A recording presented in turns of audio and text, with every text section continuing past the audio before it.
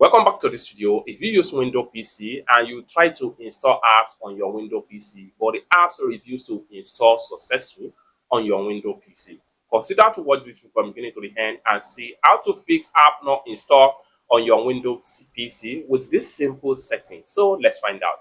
But before we dive into the tutorial, if you find this tutorial useful and you are very new to this channel, remember click on that subscribe, turn on the notification bell for more useful tutorial like this. So with that being said, let's find out.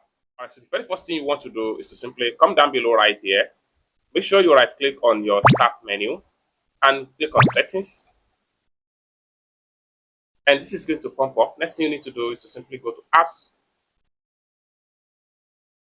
Then right here under apps and features, choose where to get apps. Installing apps only from Microsoft Store. Help protect your device.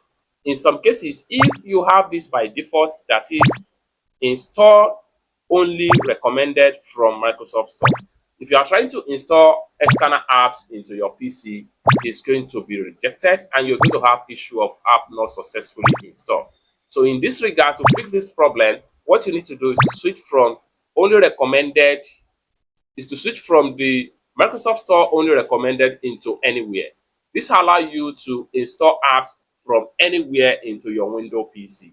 But before that, make sure you trust the app that you are trying to install on your Windows PC. It's that simple. So basically, this is how to simply fix the problem of app not installed successful on your Windows PC and get that app installed on your Windows PC without any stress. It's that simple. I hope you really got value for this video. For more tutorial, tips and tricks on how best to use your Windows PC, consider to subscribe. Thank you so much for watching and I hope to see you in my next video. Peace.